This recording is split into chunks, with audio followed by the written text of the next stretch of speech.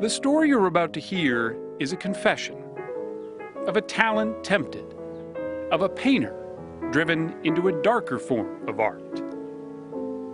Oh, I just felt that if I can outsmart them, so much the better. His name is Ken Perani, self-taught for the most part. I learned to paint by looking very carefully at paintings in museums. I just felt that if I had paints and brushes, I could do that too. I was convinced.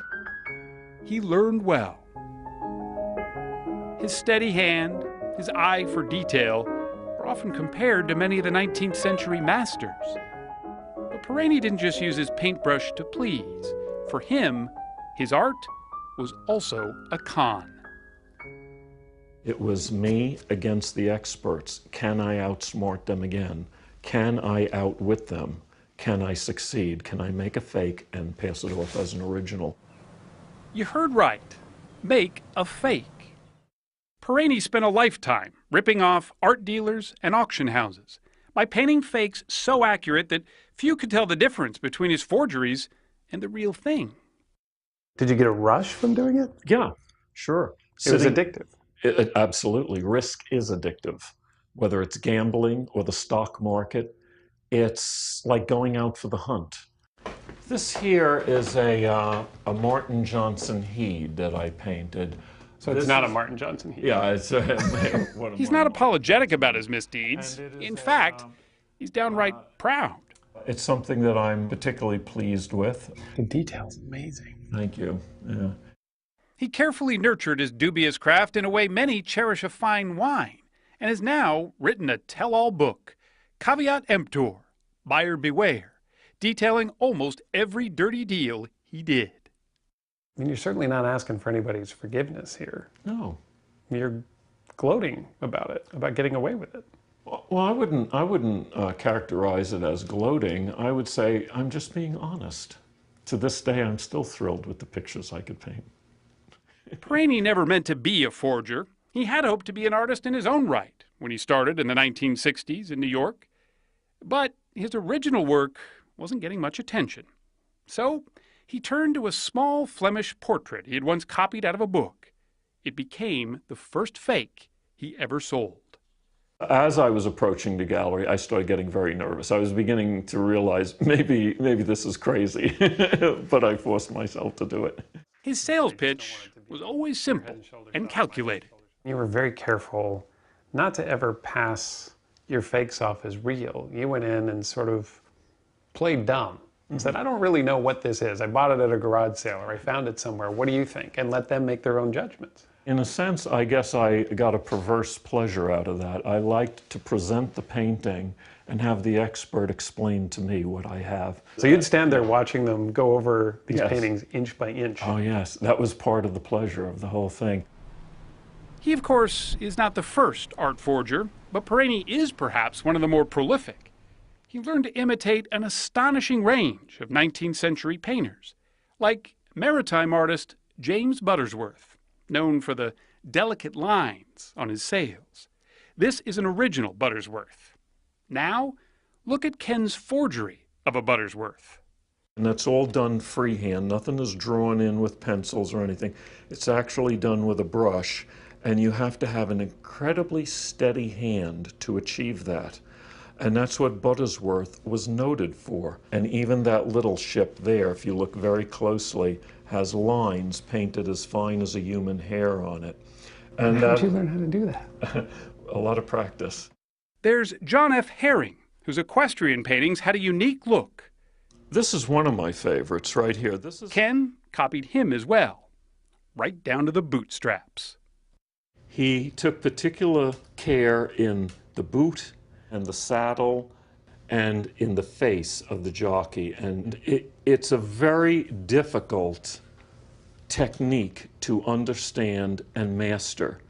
But the crown jewel of his forgeries was a Martin Johnson Heade. In 1994, it went on the Sotheby's auction block as an original. That night, he took home a receipt for $650,000, money to be wired to his account.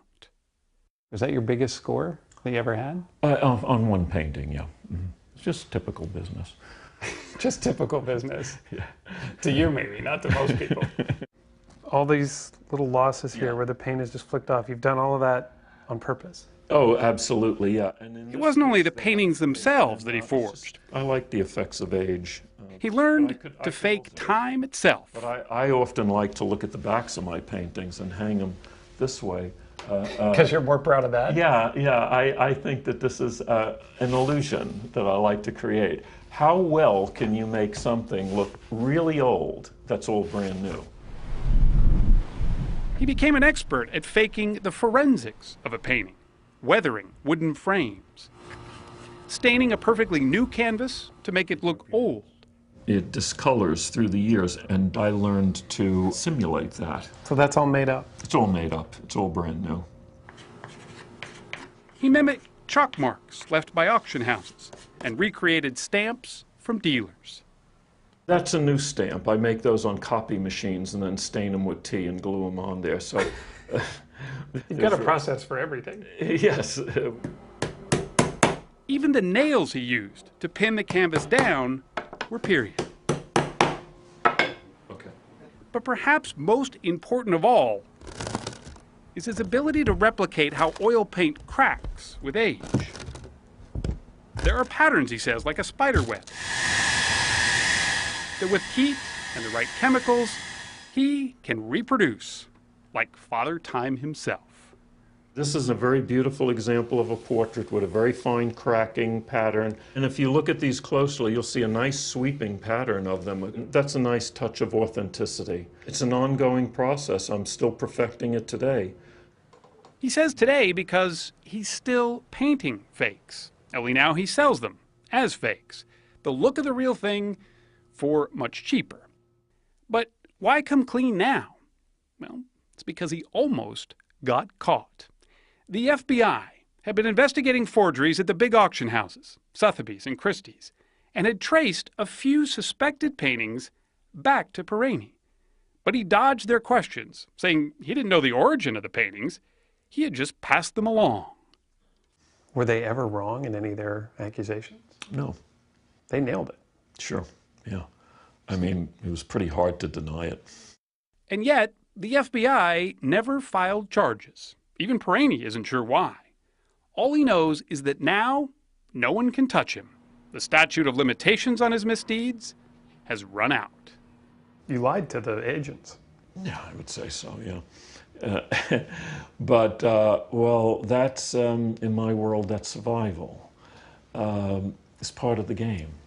As you might imagine, it was no game to those in the art world. So what is Ken in your mind? A thief.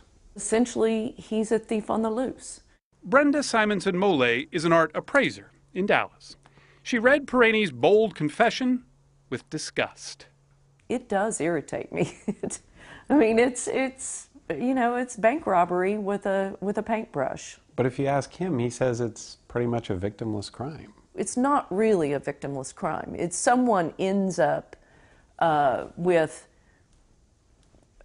essentially fool's gold, you know, on their walls. While he's upfront now about his fakes, he left a very long trail.